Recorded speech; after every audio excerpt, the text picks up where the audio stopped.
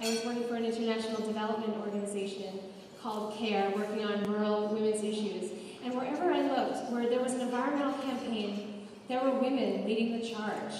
And, it wasn't because this was their 9-to-5 job or because they were necessarily experts on the issue. It was because they weren't waiting around for the experts to come. The job had to get done, and that's really what I saw.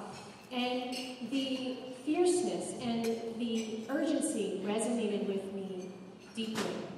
And so, as I was sitting in the dark in the theater, I started having this vision. I was listening to one of the young leaders talk about her work and receive her award, and I started to have a vision. It was almost like a PowerPoint presentation in my head, where I just kept seeing woman after woman after woman who I had encountered on my path. There they were, sitting around a kitchen table in Kamchatka, strategizing on how to halt an oil pipeline project, or in a classroom in China, teaching an environmental education course, or in a village in Kenya, launching a women's cooperative. There they were, marching in protests, speaking in press conferences, planting trees, saving seeds, woman after woman after woman. And I remember the moment. I could actually feel this groundswell of genius, of passion, of know-how that could be tapped if these women could be linked strategically so that their work could be shared with each other. And not only would they be able to make effective change in their local communities, but they could be able to increase their impact globally. And so I remember I was so lit up about this idea that afterwards I needed to tell someone. So I remember I walked over to the catering table where these two men were sitting there, my friends Eric and Ari, co-owners of Back to Earth Organic Catering. At the time, Back to Earth Catering was the only fully organic catering company in the country, which is pretty cool. Now, the only problem with sharing my vision with them at that moment was that I had just eaten one of those almond butter covered dates, which are really good. However, they kind of stick to the roof of your mouth. So it was not my best articulation. But they really liked the vision, despite that. And Eric later decided he liked me enough to marry me, so that was But in all seriousness, my life has never been the same after that night. Once that vision hit, it felt like something inevitable, like something I was walking towards. And all I had to do was just keep saying yes, again and again and again. And so that's what I did. A few months later, I left my job and I put my life force into this work. And I didn't do it alone. It wasn't long before I found others who shared the same vision. And so a team of us from the United States, Latin America, Africa, Europe, formed a steering committee to create an initiative that would bring voice, that would equip the most effective leaders of our time with the tools, with the resources, with the networks that they needed to bring the next level of environmental protection, health, justice, resiliency to our communities. And we knew the statistics that women were disproportionately impacted by environmental destruction. We knew that our sisters in sub-Saharan Africa were spending 40 billion hours a year walking to fetch water. And we knew the statistics that women were disproportionately impacted by environmental destruction. We knew that our sisters in sub-Saharan Africa were spending 40 billion hours a year walking to fetch water. Missing the opportunity to go to school, missing the opportunity to create a livelihood. We knew that women around the world were holding concentrated amounts of toxins in their bodies and passing this on to their children.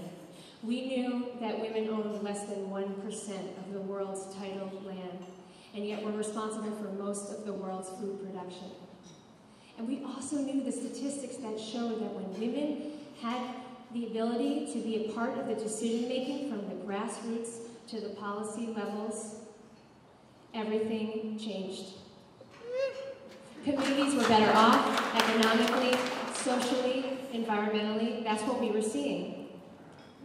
Most importantly, what we knew was that we had our relationships. Each of us had a list down to the floor of personal contacts, women who were the absolute backbone of their communities, who were risking their lives on these campaigns, working to fight toxic industries, working to save millions of acres of forest, working to preserve traditional knowledge and cultures.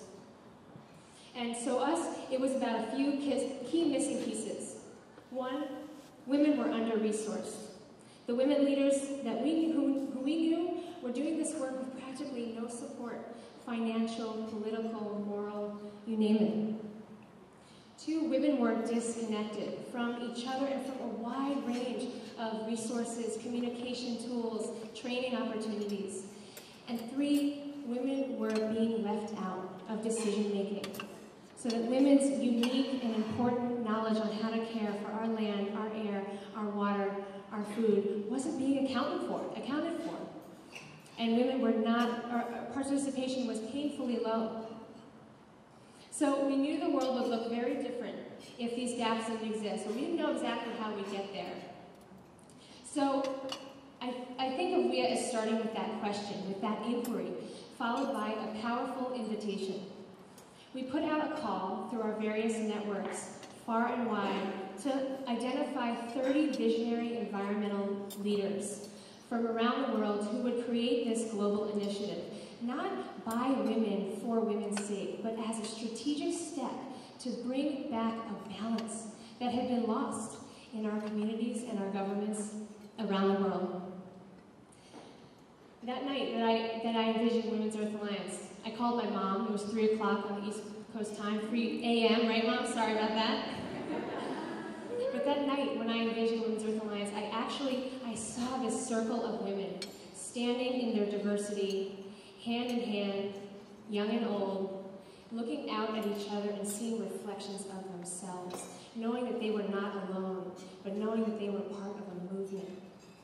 And after 9 months of planning, plenty of almond butter covered dates, and 150 brave donors later, that circle became a reality. We gathered 30 women from 26 countries and 6 continents in Mexico City for a 5-day strategy meeting in 2006.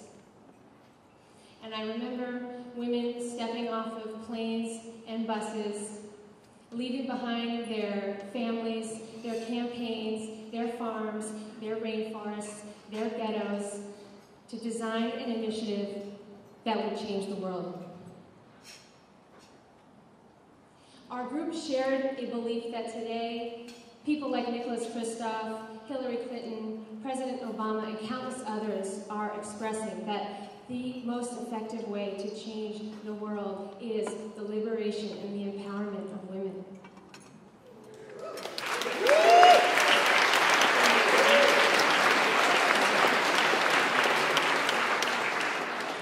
And what we saw was that millions of dollars were going into development strategies that were operating on an old paradigm that wasn't working, that was based on a system of dependency and inequity. Our advocacy director, Caitlin Sislin, talks about traditional charity models using an analogy of a straight and slightly downward slanted line, where people on one end of the line are funneling resources towards people on the other end, without full sustained engagement or an emphasis on relationship, reciprocity, or mutual respect. We wanted to do things differently. And so the work of Women's Earth Alliance has always taken a more circular shape. We were interested in the power of partnership and the web of results, both immediate and long-term, that can emerge when everyone in a conversation, everyone in a community development process can be designers. And so this is the foundation that we built. Needless to say, we had created a lot of work for ourselves, and I knew that I needed a partner in this work.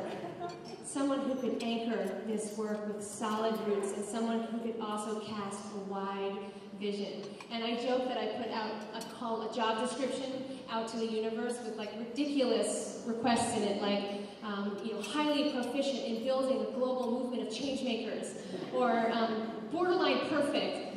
But the truth is, I didn't have to look far, because when I found Amira, she was doing this work already.